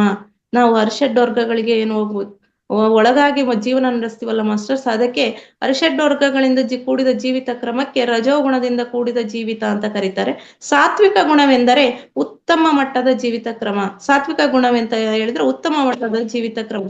ಒಂದು ಪ್ರಾಮುಖ್ಯತೆಯ ವಿಚಾರವೆಂದರೆ ಯಾವುದೇ ಸ್ಥಿತಿಯ ಜೀವಿತವು ಆಚರಣೆಯಲ್ಲಿ ಇದ್ದರೂ ಕೂಡ ಉಳಿದ 2 ಸ್ಥಿತಿಗಳು ಕೂಡ ಕ್ಷೀಣ ಸ್ಥಾಯಿಯಲ್ಲಿ ಆಚರಣೆಯಲ್ಲಿ ಇರುತ್ತದೆ. ಹಾಗಾದ್ರೆ ನಾವು ಸಾತ್ವಿಕ ಗುಣದಲ್ಲಿದ್ರೆ ನಮ್ಮಲ್ಲಿ ತಮೋ ರಜ ಗುಣಗಳು ಇರಲ್ವಾ? ಇದ್ದೇ ಇರ್ತದೆ ಮಾಸ್ಟರ್ಸ್. ಎಲ್ಲಾ ಗುಣಗಳು 3 ಗುಣಗಳು ಇರ್ತದೆ. ಯಾವ ಗುಣದಲ್ಲಿ ನಾವು ಹೆಚ್ಚಿನ ಯಾವ ಗುಣದ ಸ್ಥಿತಿಯಲ್ಲಿ ಜೀವನ ಮಾಡ್ತೀವೋ ಆಗ 2 ಗುಣಗಳು ಕೂಡ ಕ್ಷೀಣ ಸ್ಥಾಯಿಯಲ್ಲಿ ಇರ್ತವೆ ಅಂತ ಹೇಳ್ತಿದ್ದಾರೆ ಮಾಸ್ಟರ್ಸ್. ಸಮಯ ಸಂದರ್ಭಗಳಿಗೆ ಅನುಸಾರವಾಗಿ ಉಳಿದ 2 ಸ್ಥಿತಿಯ ಗುಣಗಳು ಪ್ರಭಾವವನ್ನು ಬೀರುತ್ತವೆ. ಉಳಿದ 2 ಸ್ಥಿತಿಗಳು ಕೂಡ ಪ್ರಭಾವವನ್ನ ಬೀರುತ್ತವೆ. ಸಾಧ್ಯವಾದಷ್ಟು ಮಾಸ್ಟರ್ಸ್ ಈಗ ಧ್ಯಾನಕ್ಕೆ ಬಂದಿದೀವಿ ಅಂತ ಹೇಳಿದಾಗ ಮನೆಯಲ್ಲೇ ಕೂಡ ಕೆಲವು ಸಾರಿ, ಅಥವಾ ನಮಗೆ ತಿಳಿದಿರೋರೆ ಅಂತಾರೆ ಧ್ಯಾನಕ್ಕೆ ಬಂದಿದೀಯಾ, ಎಷ್ಟು ಸಮಾಧಾನ ಇರ್ಬೇಕು, ಕೋಪ ಬರಬಾರ್ದಲ್ವಾ, ಕೋಪ ಬರೋ ತರನೇ ಸಿಚುಯೇಷನ್ ಮಾಡಿದಾಗ ಕೂಡ ಕೋಪ ಬರಬಾರ್ದಲ್ವಾ, ಬರಬಾರ್ದು ಅಂತ ಏನು ಇಲ್ಲ ಮಾಸ್ಟರ್ಸ್. ನಾವು ಕೂಡ ನಮ್ಮ ಆತ್ಮದ ರಕ್ಷಣೆ, ನಮ್ಮ ಆತ್ಮದ ಸ್ವ ಅಭಿಮಾನ, ನಮ್ಮ ಆತ್ಮನು ಕೂಡ ನಮ್ಮ ಆತ್ಮಕ್ಕೆ ನಾವು ಮೊದಲು ಗೌರವ ಕೊಟ್ಕೋಬೇಕು ಮಾಸ್ಟರ್ಸ್. ನಮ್ಮ ಆತ್ಮ ಗೌರವ ಕೊಡ್ಲಿಲ್ಲ ಅಂದ್ರೆ ನಮ್ಮ ಆತ್ಮನು ಕೂಡ ನೊಂದ್ಕೊಳ್ಳುತ್ತೆ. ಎಂತ ದೇಹದಲ್ಲಿ ಬಂದ ನನ್ನ ಆತ್ಮಕ್ಕೆ ಗೌರವ ಇಲ್ಲದ ತರ ಮಾತಾಡಿದ್ರು ಅನ್ಸ್ಕೋಬೇಕು ಅಂತ ಏನೂ ಇಲ್ಲ ಮಾಸ್ಟರ್ಸ್. ಅಂತ ಸಂದರ್ಭದಲ್ಲಿ ನಾವು ಕೂಡ ರಜಗುಣವನ್ನ ಪ್ರಭಾವವನ್ನ ತೋರಿಸ್ಲೇಬೇಕಾಗುತ್ತೆ. ಎಲ್ಲಾ ಗುಣಗಳು ಕೂಡ ಇರ್ತದೆ ಮಾಸ್ಟರ್ಸ್, ಆದ್ರೆ ಸಾತ್ವಿಕ ಗುಣದಲ್ಲಿ ಜೀವನ ಮಾಡ್ತಿದೀವಿ ಅಂದಾಗ ರಜೋಗುಣ ಇರ್ಲೇಬಾರ್ದು ಅಂತ ಏನಿಲ್ಲ, ತಮೋ ಗುಣನು ಇರಬಾರ್ದು ಅಂತಿಲ್ಲ. ಅವು ಕಡಿಮೆ ಸ್ಥಾಯಿಯಲ್ಲಿ, ಅವನ್ನ ಕಡಿಮೆ ಸ್ಥಾಯಿಗೊಳಿಸಕ್ಕೋಸ್ಕರ ನಾವು ಈ ಧ್ಯಾನಕ್ಕೆ ಬಂದಿರೋದು. ಉನ್ನತ ಸ್ಥಾಯಿಯಲ್ಲಿ ಜೀವನ ಮಾಡ್ಬೇಕು ಅನ್ನೋ ಭಾವನೆಯಿಂದ ನಾವು ಈ ಧ್ಯಾನಕ್ಕೆಲ್ಲ ಬಂದಿರೋದು ಮಾಸ್ಟರ್ಸ್. ಕ್ಷೀಣ ಸ್ಥಾಯಿ ಆಚರಣೆಯಲ್ಲಿ ಇರ್ತದೆ. ಸಮಯ ಸಂದರ್ಭಗಳಿಗನುಸಾರವಾಗಿ ಉಳಿದೆರಡು ಸ್ಥಿತಿಯ ಗುಣಗಳು ಕೂಡ ಪ್ರಭಾವವನ್ನು ಬೀರುತ್ತವೆ. ಹೀಗೆ ಪ್ರಾರಂಭಗೊಂಡ ಮಾನವ ಜನ್ಮಗಳು ಅನೇಕ ಅನುಭವಗಳನ್ನು ಆತ್ಮದಲ್ಲಿ ತುಂಬಿಸಿಕೊಳ್ಳುತ್ತಾ ಸಾತ್ವಿಕ ಗುಣದಲ್ಲಿ ಪಾತ್ರ ಮಾಡುವಾಗ, ಈಗ ಸಾತ್ವಿಕ ಗುಣಕ್ಕೆ ನಾವು ಜೀವನ ನಡೆಸ್ತೀವಿ ಅಂತ ಅನ್ಕೊಂಡಾಗ ಮಾಸ್ಟರ್ಸ್, ಕರ್ಮದ ಲೆಕ್ಕದಲ್ಲಿ ಸಾಕಷ್ಟು ಬಿಡುಗಡೆ ಹೊಂದಿದಾಗ ನಾವು ಕರ್ಮ ಪ್ರಕ್ಷಾಲನೆ ಮಾಡ್ತಕ್ಕಂತಹ ಧ್ಯಾನವನ್ನು ಮಾಡ್ತಾ ಇರ್ತೀವಿ ಮಾಸ್ಟರ್ಸ್. ಕರ್ಮ ಪ್ರಕ್ಷಾಲನೆ ಆಗ್ಲಿ ಅಂತ ಹೇಳ್ಬಿಟ್ಟು ಈಗಾಗ್ಲೇ ತಿಳಿದಿರೋ ಕರ್ಮ ಪ್ರಕ್ಷಾಲನೆ ಧ್ಯಾನದ ಬಗ್ಗೆ ವಾರಗಟ್ಲೆ ಇದೇ ವೇದಿಕೆಯಲ್ಲಿ ನಾವೆಲ್ಲರೂ ಕೂಡ ಅನುಭವವನ್ನು ಪಡೆದಿದೀವಿ ಮಾಸ್ಟರ್ಸ್. ಹೊಂದಿದಾಗ ತನ್ನ ಸತ್ಯ ರೂಪದ ಬಗ್ಗೆ ತಿಳಿಯುವ ಹಂಬಲ ಮೂಡುತ್ತದೆ. ಈ ರೀತಿಯಾಗಿ ಕರ್ಮಗಳು ನಿಶೇಷವಾದಾಗ ಏನಾಗ್ತದೆ ಅಂದ್ರೆ ಸತ್ಯ ರೂಪದಲ್ಲಿ, ಅದಕ್ಕೋಸ್ಕರ ಈ ಸತ್ಯ ಪಯಣ ಅಂತಕ್ಕಂಥದ್ದು, ಇದೇ ನಿಟ್ಟಿನಲ್ಲಿ ಸಾಕಷ್ಟು ಪುಸ್ತಕಗಳು, ಆತ್ಮ ಪಯಣ ಅಂತಕ್ಕಂಥದ್ದು, ಆತ್ಮಾಯಣ ಅಂತಕ್ಕಂಥದ್ದು, ಹೀಗೆ ಸಾಕಷ್ಟು ಪುಸ್ತಕಗಳು ಬಂದಿದೆ ಮಾಸ್ಟರ್ಸ್. ಈ ಸತ್ಯವನ್ನ ತಿಳಿಸ್ಲಿಕ್ಕೋಸ್ಕರನೇ ಹಂಬಲ ಮೂಡುತ್ತದೆ. ಹಂಬಲಕ್ಕೆ ಮೂಡುವುದು ಸಹಜ ಪ್ರಕ್ರಿಯೆ. ಆದರೆ ಅದರ ಜಾಡನ್ನು ಹಿಡಿದು ಸತ್ಯಾನ್ವೇಷಣೆಯಲ್ಲಿ ತೊಡಗುವಿಕೆಯಲ್ಲಿ ಮಾನವನ ಪ್ರಯತ್ನ ಮಾತ್ರ ಬಹಳ ಮುಖ್ಯವಾದದ್ದು. ನಾವೇನು ಈ ಸತ್ಯವನ್ನು ತಿಳಿದಿತ್ತಬೇಕು ಅಂತ ಹೇಳ್ಬಿಟ್ಟು ಈ ಜಾಡನ್ನು ಹಿಡಿದು ಹೊರಟಿದೀವಿ, ಆದ್ರೆ ಈ ಸತ್ಯಾನ್ವೇಷಣೆಯಲ್ಲಿ ಮಾಡ್ಬೇಕು ಅಂದ್ರೆ ಮಾನವನ ಜನ್ಮ ಅಂತಕ್ಕಂಥದ್ದು, ಮಾನವನ ಪ್ರಯತ್ನ ಅಂತಕ್ಕಂಥದ್ದು ಬಹಳ ಮುಖ್ಯವಾದದ್ದು. ಅಂದ್ರೆ ಇಚ್ಛಾಶಕ್ತಿ ಇರ್ಬೇಕು, ಕ್ರಿಯಾಶಕ್ತಿ ಇರ್ಬೇಕು, ಜ್ಞಾನ ಶಕ್ತಿ ಇರ್ಬೇಕು ಮಾಸ್ಟರ್ಸ್. ನನಗೆ ನಾನು ಸತ್ಯವನ್ನು ಪಡಿಲೇಬೇಕು ಅನ್ನತಕ್ಕಂಥ ಇಚ್ಛಾಶಕ್ತಿ ಇರ್ಬೇಕು. ಆ ಇಚ್ಛಾಶಕ್ತಿ ಒಂದೇ ಇದ್ರೆ ಸಾಲದು, ನಮ್ಮ ಪ್ರಯತ್ನ ಸಾಗಬೇಕು. ಬರೀ ನಾವು ಒಂದೇ ಹೆಜ್ಜೆ ಮುಂದಿಟ್ರೆ ಸಾಕು, ಹಾಸ್ಟೆಲ್ ಮಾಸ್ಟರ್ಸ್ 100 ಹೆಜ್ಜೆ ಮುಂದೆ ಕರೆದುಕೊಂಡು ಹೋಗ್ತಾರೆ. ಅದಕ್ಕೋಸ್ಕರ ನಾವು ಕ್ರಿಯಾತ್ಮಕರಾಗಬೇಕು ಆ ಇಚ್ಛಾಶಕ್ತಿಯಿಂದ. ಅದಾದ ನಂತರ ಜ್ಞಾನವನ್ನ ಪಡಿತೀವಿ. ಜ್ಞಾನ ಶಕ್ತಿಗಳ ಮೂಲಕ ಜ್ಞಾನ ಪಡೆಯೋಕೆ, ಅನುಭವ ಪಡೆಯೋಕೆ, ಪ್ರಜ್ಞಾವಂತರಾಗಕ್ಕೆ, ಮುಕ್ತಿ ಪಡೆಯೋಕೆ, ಇವನ್ನೆಲ್ಲ ಬಳಕೆ ಮಾಡಿಕೊಂಡು ಆತ್ಮ ವಿಕಸನ ಹೊಂದಲಿಕ್ಕೆ ನಾವೆಲ್ಲರೂ ಕೂಡ ಆ ಅಡಿಯಲ್ಲಿ ನಾವು ಮಾನವ ಪ್ರಯತ್ನ ಪಟ್ರೆ ಮಾಸ್ಟರ್ಸ್, ಅಂಬಲಿಕೆ ಮೊದಲುಗೊಂಡ ತಕ್ಷಣವೇ ಪ್ರಯತ್ನವು ಮೊದಲಾಯಿತೆಂದರೆ ಸಾಧನಾ ಪಥದಲ್ಲಿ ಶೀಘ್ರವಾಗಿ ಮುನ್ನಡೆಯುತ್ತೇವೆ. ಇಲ್ಲದಿದ್ದ ಪಕ್ಷದಲ್ಲಿ ಹಂಬಲತೆ ಮೂಡಿದ ಅನೇಕ ಜನ್ಮಗಳು ಬರೀ ಧ್ಯಾನ ಮಾಡ್ಬೇಕು, ಸಮಯ ಸಿಕ್ಕಲ್ಲ, ಒಂದಿನ ಮಾಡ್ತೀನಿ ಅಥವಾ ಯಾವಾಗೋ ತಿಳಿದಾಗ ಮಾಡ್ತೀನಿ, ಈ ರೀತಿಯಾಗಿ ಅನ್ಕೊಂತ ಹೋದ್ರೆ ಇನ್ನು ಎಷ್ಟೋ ಜನ್ಮಗಳನ್ನ ಇದೇ ರೀತಿಯಾಗಿ ಜೀವನ ಸಾಗಿಸ್ಬೇಕಾಗ್ತದೆ. ಸುಮ್ಮನೆ ಜನ್ಮ ಪ್ರಕ್ರಿಯೆಯಲ್ಲೇ ಪಾಲ್ಗೊಳ್ಳುತ್ತಿರಬೇಕು. ಎಷ್ಟು ಹೆಚ್ಚು ಜನ್ಮಗಳಲ್ಲಿ ಪಾತ್ರ ಮಾಡುವಿರಿ, ನಾನು ಅಷ್ಟು ಜನ್ಮ ತಗೊಂಡಿದ್ದೀನಿ ಅನ್ನೋದು ಹೆಚ್ಚುಗಾರಿಕೆ ಅಲ್ಲ ಅಂತ ಹೇಳ್ತಿದ್ದಾರೆ ಮಾಸ್ಟರ್ಸ್. ಇಲ್ಲಿ ಹೆಚ್ಚು ಜನ್ಮಗಳಲ್ಲಿ ಪಾತ್ರ ಮಾಡುವಿರಿ ಎಂಬುದು ಹೆಗ್ಗಳಿಕೆ ಅಲ್ಲ, ಎಷ್ಟು ಪ್ರಮಾಣದಲ್ಲಿ ಸತ್ಯಾನ್ವೇಷಣೆಯಲ್ಲಿ ತೊಡಗಿರುವಿರಿ ಎಂಬುದು ಹೆಮ್ಮೆಯ ವಿಷಯವಾಗಿದೆ. ನೀವು ಕಡಿಮೆ ಜನ್ಮಗಳಲ್ಲೇ ನೀವು ಆತ್ಮೋದ್ಧಾರ ಹೊಂದಿದ್ರೆ ಅದು ಹೆಮ್ಮೆಯ ವಿಷಯ ಮಾಸ್ಟರ್ಸ್. ಸತ್ಯಾನ್ವೇಷಣೆಯಲ್ಲಿ ತೊಡಗಿ ನೀವಂತೂ ಇಲ್ಲಿ ಇರ್ತಕ್ಕಂಥವ್ರು ಎಲ್ಲರಿಗೂ ಹೇಳ್ತಿದ್ದಾರೆ ಮಾಸ್ಟರ್ಸ್, ಭೃಗು ಮತ್ತು ಅತ್ರಿ ಮಹರ್ಷಿಗಳು, ನೀವಂತೂ ಈಗ ಸತ್ಯಾನ್ವೇಷಣೆಯಲ್ಲಿ ತೊಡಗಿರುವಿರಿ. ಇಲ್ಲವಾದರೆ ಈ ಪುಸ್ತಕವನ್ನು ಆಲಿಸಲು ಮತ್ತು ಓದಲು ಸಾಧ್ಯವಾಗುತ್ತಿರಲಿಲ್ಲ. ನೋಡ್ರಿ ಮಾಸ್ಟರ್ಸ್, ಎಂತ ಅದ್ಭುತ ಆತ್ಮಗಳು ಇಲ್ಲೆಲ್ಲ ಇದೀವಿ ನಾವಂತೂ ಈ ಸತ್ಯಾನ್ವೇಷಣೆಯಲ್ಲಿ ತೊಡಗಿದೀವಿ ಅಂತ ಎಷ್ಟು ಹೆಮ್ಮೆಯಿಂದ ಹೇಳ್ತಿದ್ದಾರೆ. ಈ ಪುಸ್ತಕವನ್ನು ಆಲಿಸ್ಲಿಕ್ಕೂ ಆಗ್ತಿರ್ಲಿಲ್ಲ, ಓದ್ಲಿಕ್ಕೂ ಸಾಧ್ಯವಾಗ್ತಿರ್ಲಿಲ್ಲ. ನೀವು ನಿಜವಾದ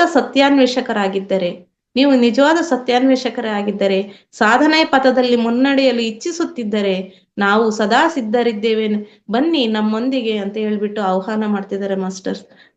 ಇಂದಿಗೆ ಈ ಜ್ಞಾನ ಹಂಚಿಕೆ ಕಾರ್ಯಕ್ರಮವನ್ನು ಇಲ್ಲಿಗೆ ಮುಗಿಸುತ್ತಿದ್ದೇನೆ ಗುರುಗಳೇ. ಎಲ್ಲ ಇದು ಆಲಿಸಿದಂತ ಎಲ್ಲರಿಗೂ ಕೂಡ ಥ್ಯಾಂಕ್ ಯು, ಧನ್ಯವಾದಗಳು. Thank you so much.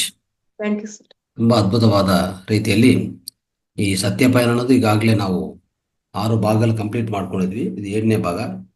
ಇನ್ನು 4 ಭಾಗದಲ್ಲಿ ನಾವು ಮುಕ್ತಾಯ ಮಾಡ್ಕೊಂತೀವಿ, ಸಂಪೂರ್ಣಗೊಳಿಸ್ಕೊಂತೀವಿ. ಆದರೆ ಇದು ಆಳವಾದ ಜ್ಞಾನ. ಇದು ಪ್ರತಿಯೊಬ್ಬರಿಗೂ ಬೇಕಾಗಿರುವಂಥ ಅದ್ಭುತ ಆಧ್ಯಾತ್ಮಿಕ ಜ್ಞಾನ. ನಾವು ಎಷ್ಟೋ ಕ್ಲಾಸಸ್ಸಲ್ಲಿ ಹೇಳ್ತಾನೆ ಬಂದಿದ್ದೀವಿ. ಮತ್ತು ಇದು ಮನನ ಮಾಡಿಕೊಳ್ಳೋದು ಅತ್ಯುತ್ತಮ ವಿಷಯ. ನೀವು ಮನನ ಮಾಡೋ ರೀತಿ ಅತಿ ಸುಂದರವಾಗಿದೆ, ಸೊಗಸಾಗಿದೆ. Thank you so much. ಧನ್ಯವಾದಗಳು. Thank you so much. Right ಸ್ನೇಹಿತರೆ, ಪ್ರಶ್ನೆಗಳು ಮತ್ತೆ ಮಧುರಾ ಮೇಡಮ್ ಮಾತಾಡಿ. ಮೇಡಮ್ ತುಂಬಾ ನಮಸ್ತೆ. ಚೆನ್ನಾಗಿ ನಮಸ್ತೆ ಮೇಡಮ್. ತುಂಬಾ ಚೆನ್ನಾಗಿತ್ತು ಮೇಡಮ್ ಇವತ್ತಿನ ಸತ್ಯಪಯಣದ್ದು. ಅಂದ್ರೆ ನಾವು ಅರ್ಥ ಮಾಡ್ಕೋಬೇಕು ಅಂದ್ರೆ ಪದೇ ಪದೇ ನಾವು ಮನನ ಮಾಡ್ಕೋತಾ ಇರ್ಬೇಕು. ಅಷ್ಟು ಈಸಿಯಾಗಿ ಅರ್ಥ ಆಗಲ್ಲ, ಇಲ್ಲಾಂದ್ರೆ ಸ್ವಾಧ್ಯಾಯ ಮಾಡ್ಬೇಕು ನಾವು. ತುಂಬಾ ಚೆನ್ನಾಗಿದೆ ಮೇಡಮ್, ತುಂಬಾ ಚೆನ್ನಾಗಿ ಹೇಳಿದ್ದೀರಾ.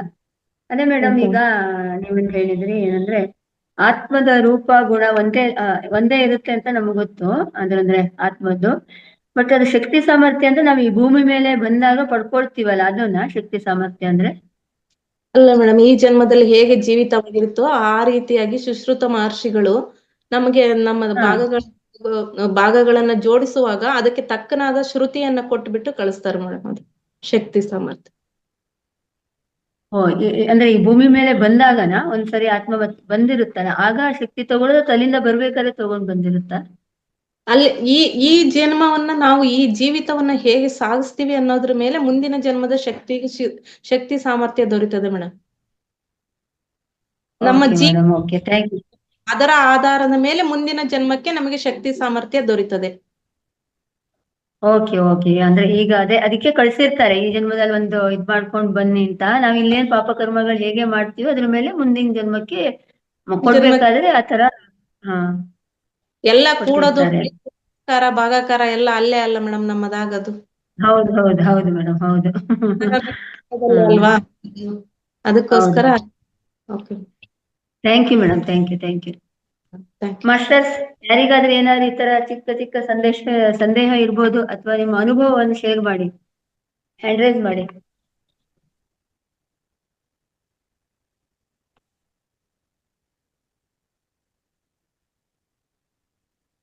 ಮಾಸ್ಟರ್ಸ್ ಯಾರು ಇಲ್ವಾ ಇವತ್ತು?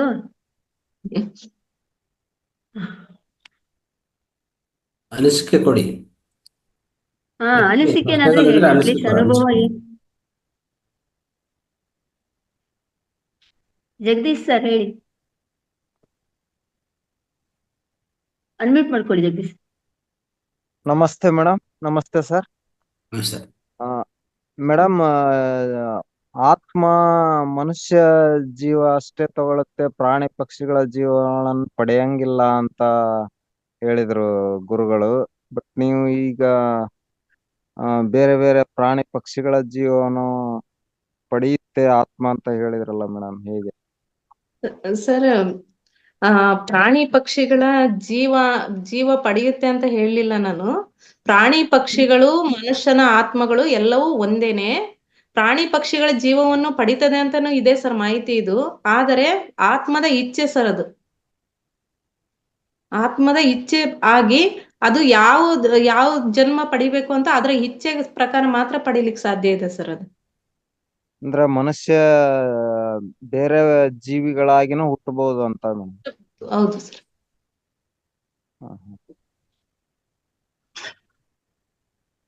Okay madam, thank you. Okay sir, thank you sir.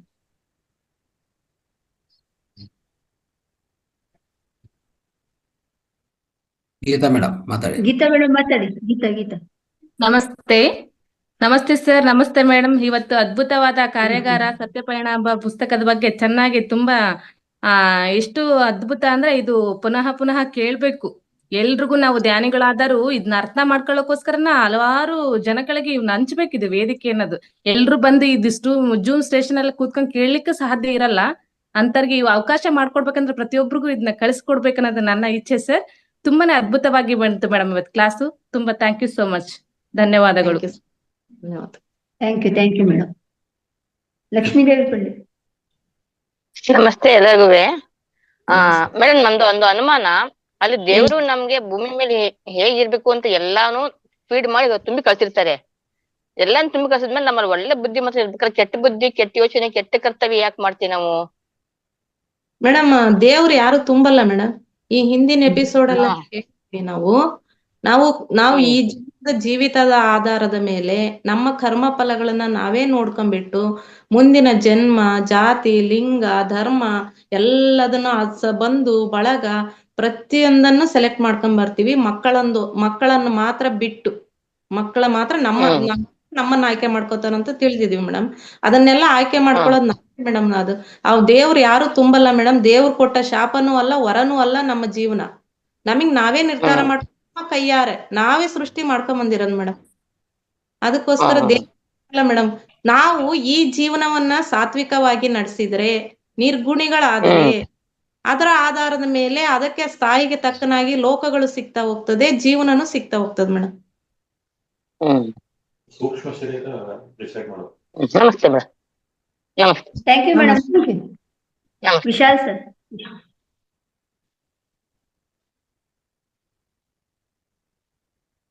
Vishal ನಿಮ್ಮ ಅನ್ಮಿಟ್ ಮಾಡ್ಕೊಳ್ಳಿ. ನಮಸ್ತೆ ಸರ್. ನಮಸ್ತೆ ಮೇಡಮ್. ನಮಸ್ತೆ. ನಾನು ಈಗ ಸ್ವಲ್ಪ ಹೊತ್ತಲ್ಲಿ ಜಾಯಿನ್ ಆಗಿದೆ. ತುಂಬಾ ಚೆನ್ನಾಗಿದೆ ಮೇಡಮ್ ಸತ್ಯಪಯಣ. ನಾನು ಅದು ಇನ್ನರ್ ಜರ್ನಿ 2 times ಮಾಡಿದೀನಿ. ಅದ್ಭುತವಾದ ಒಂದು ರೂಪಾ ವೆಂಕಟೇಶ್ ಮೇಡಮ್ಗೆ ಅದ್ಭುತವಾದ ಭೃಗು ಮಹರ್ಷಿ, ಅತ್ರಿ ಮಹರ್ಷಿ ಅದ್ಭುತವಾದ ಸಂದೇಶವನ್ನು ಕೊಟ್ಟಿದ್ದಾರೆ. ನಾವು ಆ ಜ್ಞಾನವನ್ನ ಎಲ್ಲರೂ ಪಡಿಬೇಕು. ಪ್ರತಿ ಮಾನವನು ಆ ಜ್ಞಾನವನ್ನ ಪಡೆದಾಗ್ಲೇ ನಮ್ಗೆ ಒಂದು ಆತ್ಮದ ಬಗ್ಗೆ ತಿಳ್ಕೊಳಕ್ಕೆ, ನಮ್ಮನ್ನ ನಾವು ತಿಳ್ಕೊಳಕ್ಕೆ ಒಂದು ಸಾಧ್ಯ.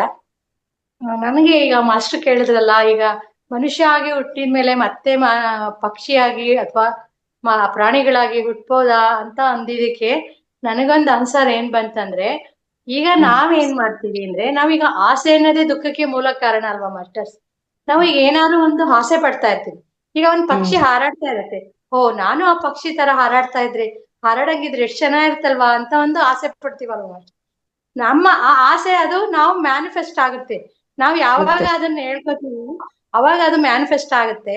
ಆ ಮ್ಯಾನಿಫೆಸ್ಟ್ ಆದಾಗ ಮತ್ತೆ ನಾವು ಪಕ್ಷಿ ಹೋಗ್ತೀವಿ ಅಂತ ನಾನು ಎಲ್ಲೋ ಕೇಳಿದ್ದೆ ಮಾಸ್ಟರ್. ಅದನ್ನ ಹೇಳ್ಬೇಕು ಅನ್ನಿಸ್ತು. ಒಟ್ನಲ್ಲಿ ನಮ್ಮ ಆಸೆಯ ದುಃಖಕ್ಕೆ ಮೂಲ ಕಾರಣ. ಅದಕ್ಕೆ ನಾವು ಏನಾದ್ರು ಶೂನ್ಯ ಸ್ಥಿತಿಯಲ್ಲಿ ಇರ್ಬೇಕು. ಯಾವ್ದನ್ನ ನೋಡಿದ್ರು ಖುಷಿನೂ ಬೇಡ, ಇದು ಬೇಡ, ಇದು ಫೀಲಿಂಗ್ಸ್, ಬ್ಯಾಡ್ ಫೀಲಿಂಗ್ಸು ಬೇಡ. ಒಂದು ಸಮಸ್ಥಿತಿಯಲ್ಲಿ ಇದ್ದಾಗ ಅದೆಲ್ಲ ನಮ್ಗೆ ಏನು ವರ್ಕೌಟ್ ಆಗಲ್ಲ ಅಂತ ನನ್ನ ಅನಿಸಿಕೆ. Okay masters, thank you. Actually ಆತರ ಇದು ಅಂದ್ರೆ ಆಸೆ ಪಟ್ಟಿದ ಮೇಲೆ ಅಂದ್ರೆ ನಾವು ಪಕ್ಷಿ ನೋಡಿದ್ರೆ ನಮ್ಗೆ ಆಸೆ ಆಗತ್ತೆ, ನಾವು ಆತರ ಎಗರಬೇಕು ಅಂತ. ಆ ರೀತಿಯಲ್ಲಿ ಜನ್ಮ ಬರಲ್ಲಮ್ಮ. ಆಕಾಶ ಅದೆಲ್ಲ ಬರಲ್ಲ. ಅದು ತುಂಬಾ ಆಳವಾದ ವಿಷಯ. ಅದು ಯಾವ ಜನ್ಮ ಪಡಿಬೇಕು ಏನು ಅಂತ ಒಂದು ರೀತಿಯಲ್ಲಿ ನಾವು ಅರ್ಥ ಮಾಡ್ಕೋಬೇಕಾಗಿರೋದು ಸತ್ಯಪಯಣ ಬುಕ್ಕದಲ್ಲಿ ಮೆನ್ಷನ್ ಮಾಡಿರ್ಬೋದು. ಅಂದ್ರೆ ಈ 84 ಲಕ್ಷ ಜೀವರಾಶಿಗಳೇನಿದೆಯೋ ಒಂದೊಂದು ಜನ್ಮ ಪಡಿತಾ ಇರ್ತದೆ. ಆತ್ಮ ವಿಧ ವಿಧ ಜನ್ಮಗಳು ಪಡಿತದಂತ. ಆದರೆ ಕೊನೆಯದಾಗಿ ಒಂದು 6 ತಿಂಗಳು 8 ತಿಂಗಳು ಮುಂಚೆ ಅಂತ ಇಟ್ಕೋಬಹುದು, ನಮ್ಮ ಗುರುಗಳು ದೇಹ ತ್ಯಾಗ ಮಾಡೋಕೆ ಮುಂಚೆ ಅವರು ವಿವರಣೆ ಕೊಟ್ಟಿದ್ದಾರೆ. ಏನಂತಂದ್ರೆ, ಮನುಷ್ಯನ ಜೀವನ ಅನ್ನೋದು ಹೇಗಿರ್ತದೆ ಅಂದ್ರೆ, ನಾವು ಪ್ರಕೃತಿ ಪುರುಷ ಅಂತ ಹೇಳ್ತೀವಲ್ಲ, ಪುರುಷ ಅಂತಂದ್ರೆ ಇದು ಮನಸ್ಸಿನ ಜನ್ಮ, ಮಾನವ ಜನ್ಮ ಅನ್ನೋದು ಮಾತ್ರ ಆತ್ಮ ತಗೊಂತಾ ಇರ್ತದೆ. ಅಂಶಾತ್ಮ ಆಗಿ ಉತ್ಪನ್ನ ಆದ್ಮೇಲೆ ಈ ಮಾನವ ಜನ್ಮ ಹಾಗೆ ಕಂಟಿನ್ಯೂ ಆಗ್ತದೆ ಅಂತ. ಅಂದ್ರೆ ಅದು ಇನ್ನೊಂದು ಜೀವಿಯಿಂದ ಇನ್ನೊಂದು ಜೀವನದಿಂದ ಇಲ್ಲಿ ಪ್ರಮೋಟ್ ಆಗೋದಂತ ಇಲ್ಲ ಅಂತ ಹೇಳಿದ್ದಾರೆ. ಅಂದ್ರೆ ಈಗ ಪಕ್ಷಿ, ಜಂತುಗಳು, ಮೀನುಗಳು ಇವೆಲ್ಲ ಬೇರೆ ಬೇರೆ ಈ ವೃಕ್ಷ ಸಾಮ್ರಾಜ್ಯ ಯಾವುದೇ ಇರ್ಬೋದು. ಅಂದ್ರೆ ನಾವೇನಂತ ಹೇಳ್ತೀವಿ, ಪ್ರಕೃತಿ ಅಂತ ಹೇಳ್ತೀವಿ. ಅಂದ್ರೆ ನೇಚರ್, ಈ ನೇಚರ್ ಕಿಂಗ್ಡಮ್ ಅಂತ ಏನಿದೆಯೋ ವಿಧ ವಿಧ ಸಾಮ್ರಾಜ್ಯಗಳಿದೆ ಅಲ್ಲಿಂದ ಇಲ್ಲಿ ಪ್ರಮೋಟ್ ಆಗ್ತದೆ ಅನ್ನೋದು ಅದು ನಾವು ತೆಗೆದಾಕ್ಬೇಕು. ಈ ಜ್ಞಾನ ಅನ್ನೋದು ಗುರುಗಳು ಆಲ್ರೆಡಿ ಸ್ಪಷ್ಟ ಮಾಡಿದ್ದಾರೆ. ಓಕೆ, ಆ ಸ್ಪಷ್ಟ ಏನು ಮಾಡಿದ್ದಾರೆ ಅಂದ್ರೆ, ಅಲ್ಲಿಂದ ಇಲ್ಲಿಗೆ ಪ್ರಮೋಷನ್ ಆಗಲ್ಲ. ಈಗ ಡಾರ್ವಿನ್ ಸಿದ್ಧಾಂತ ಹೇಳುತ್ತೆ ಏನಂತ, ಕೋತಿಯಿಂದ ನಾವು ಚಿಂಪಾಂಜಿ, ಕೋತಿ ಈ ರೀತಿಯಲ್ಲಿ ನಾವು ಉತ್ಪನ್ನ ಆಗಿದ್ವಿ ಅಂತ. ಅದೆಲ್ಲ ಸುಳ್ಳು. ಅದು ಆ ರೀತಿಯಲ್ಲಿ ನಾವು ಅರ್ಥ ಮಾಡ್ಕೊಳ್ಳೋಕೆ ಸಾಧ್ಯವಿಲ್ಲ. ಓಕೆ, ಅದನ್ನು ಈ ವೈಜ್ಞಾನಿಕವಾಗಿ ಅವರು ಈ ಬೋಟನಿ ಈ ಜುವಾಲಜಿ ಈ ರೀತಿಯಲ್ಲಿ ಅವರು ಹೇಳ್ಕೊಂತ ಹೋಗಿದ್ದಾರೆ. ಅವ್ರಿಗೆ ಗೊತ್ತಿಲ್ಲ, ಅಂದ್ರೆ ಆತ್ಮದ ಬಗ್ಗೆ ವಿಚಾರ ಗೊತ್ತಿಲ್ಲ ಅವ್ರಿಗೆ. ಸೊ ಅದಕ್ಕೋಸ್ಕರ ಮಾನವನು ಈ ಪುರುಷ ಅಂತ ಏನು ಈ ಉತ್ಪನ್ನ ಅಂದ್ರೆ ಸೃಷ್ಟಿ ಆಗತ್ತೋ ಅದರಲ್ಲಿ ಆತ್ಮ, ಪುರುಷ ಅಂದ್ರೆ ಆತ್ಮ ಹೇಗೆ ಮಾನವ ದೇಹದಲ್ಲಿ ಎಂಟರ್ ಆಗತ್ತೋ, ನಮ್ಮ ಕರ್ಮಗಳ ಅನುಸಾರ ಒಂದೊಂದು ಜನ್ಮ ಪಡಿತಾ ಹೋಗ್ತೀವಿ. ಆ ಕರ್ಮಗಳು ಮಾಡೋದು ಮತ್ತು ಅದನ್ನು ಅನುಭವಿಸೋದು ಮತ್ತು ಅದರಿಂದ ಅನುಭವ ತಗೊಂಡೋದು ಈ ರೀತಿಯಲ್ಲಿ ಸಾಗ್ತಾ ಇರ್ತದೆ ಈ ಜೀವನ ಅನ್ನೋದು. ಆದರೆ ಒಂದು ಸರಿ ಮಾನವನಾಗಿ ಉತ್ಪನ್ನ ಆಗಿದ್ರೆ ಮಾನವನಾಗೇ ಕೊನಸಾಗ್ತಾ ಇರ್ತೀವಿ. ಆದರೆ ಅದೊಂಥರ ಕೆಟ್ಟ ಜನ್ಮಗಳು, ಉನ್ನತ ಜನ್ಮಗಳು, ಸುಂದರವಾದ ಜನ್ಮಗಳು, ಆನಂದವಾದ ಜನ್ಮಗಳು, ಅನೇಕ ಜನ್ಮಗಳು ಇರುತ್ತೆ. ಯಾಕಂದರೆ ನಾವು ಮಾಡೋಂಥ ಕರ್ಮಗಳ ಮೇಲೆ ಆಧಾರ ಮತ್ತು ವಿಧ ವಿಧ ಪರಿಸ್ಥಿತಿಗಳ ಮೇಲೆ ಆಧಾರ ನಾವು ಆಯ್ಕೆ ಮಾಡ್ಕೊತೀವಿ. ಸೃಷ್ಟಿಕರ್ತನು ನಮ್ಗೆ ಕೊಡ್ತಾ ಇರ್ತಾನೆ, ಈ ರೀತಿಯಲ್ಲಿ ನೀವು ಮಾಡಬೇಕಪ್ಪ ಅಂತ ಕಲಿಸ್ತಾನೆ. ಯಾಕಂದ್ರೆ ನೀವು ಇಂದಿನ ಜನ್ಮದಲ್ಲಿ ಏನೋ ಮಾಡೋಕ್ಕೆ ಬರ್ತೀರಿ, ಆ ಪ್ರಣಾಳಿಕೆ ಪೂರ್ತಿ ಆಗಲ್ಲ. ಮತ್ತೆ ನಾವು ಬರಬೇಕಂದ್ರೆ ನಾವೇನೋ ಒಂದು ಜಂತುವಾಗಿ ಹುಟ್ಟಬೇಕಂತ ಏನೋ ಅವಶ್ಯಕತೆ ಇಲ್ಲ. ಇದನ್ನು ಸ್ವಲ್ಪ ನಾವು ಮತ್ತೆ ಮತ್ತೆ ಮನನ ಮಾಡ್ಕೊತಾ ಇದ್ರೆ ಇದು ನೆನಪಲ್ಲಿ ಇರುತ್ತೆ. ಇಲ್ಲಾಂದರೆ ನಾವು ಬೇರೆ ಜಂತು ಸಾಮ್ರಾಜ್ಯದಿಂದ ಮಾನವ ಸಾಮ್ರಾಜ್ಯಕ್ಕೆ ಉತ್ಪನ್ನ ಆಗತ್ತೆ, ನಾವು ಇಲ್ಲಿಗೆ ಪ್ರಮೋಟ್ ಆಗ್ತೀವಿ ಅಂತ ಅನ್ನೋದು ಆ ವಿಷಯ ನಾವು ಸ್ವಲ್ಪ ತೆಗೆದುಹಾಕಬೇಕು. ಇದು ಗುರುಗಳು ಆಲ್ರೆಡಿ ಸ್ಪಷ್ಟ ಮಾಡಿದ್ದಾರೆ. ಸೊ ಇದನ್ನು ನೆನಪಿಟ್ಕೋಬೇಕು. ರೈಟ್. ಗುರುಜಿ ನೀವು ಹೇಳಿದ್ರಲ್ಲ, ಈಗ ನಾವು ಈ ಜನ್ಮದಲ್ಲಿ ನಾವೇನೋ ಒಂದು ಮಾಡ್ಬೇಕು ಅಂತ ಆಸೆ ಪೂರೈಸ್ಕೊಂಡಿರಲ್ಲ, ಆ ಮುಂದಿನ ಜನ್ಮದಲ್ಲಿ ಅದು ಟ್ರಾನ್ಸ್ಫರ್ ಆಗುತ್ತಾ ಮತ್ತೆ ನಮಗೆ ಕಂಟಿನ್ಯೂ ಮಾಡ್ಕೊಳಕ್ಕೆ? ಖಂಡಿತ ಹಾ, ಅದು ಪೂರೈಸ್ಕೊಳಕ್ಕೆ ನೀವು ಬರ್ಬೇಕು ಮತ್ತೆ. Okay okay, yes. Thank you. College sir ಮಾತಾಡಿ.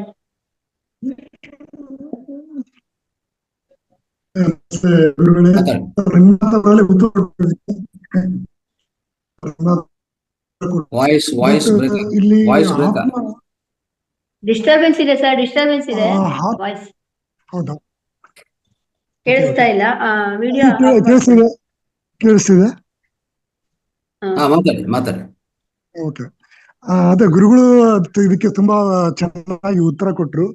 ಬಟ್ ಆತ್ಮಗೆ ಜನ್ಮ ಪಡೆಯುತ್ತೆ, ಪ್ರಾಣಿ ಪಕ್ಷಿಯಾಗಿ ಜನ್ಮ ಪಡೆಯುವುದಿಲ್ಲ. ಆಕ್ಚುಲಿ ಈಗ ಗುಬ್ಬಿಗಳ ಸಂಖ್ಯೆ ಕಡಿಮೆ ಇದೆ ಇವತ್ತು, ಗಿಳಿಗಳ ಸಂಖ್ಯೆ ಕಡಿಮೆ ಇದೆ. ಅವಾಗೆಲ್ಲ ಮನೆ ಹತ್ರ ಬರ್ತಾ ಇದ್ರು ಗಿಳಿಗಳು, ಇವತ್ತು ಗಿಳಿಗಳ ಸಂಖ್ಯೆನೇ ಕಡಿಮೆ ಇದೆ. ಆಮೇಲೆ ಹುಲಿ ಸಿಂಹಗಳ ಸಂಖ್ಯೆಗಳು ಕಡಿಮೆ ಆಗ್ತಾನೆ ಇದೆ. ಬಟ್ ಮನುಷ್ಯ ಆತ್ಮ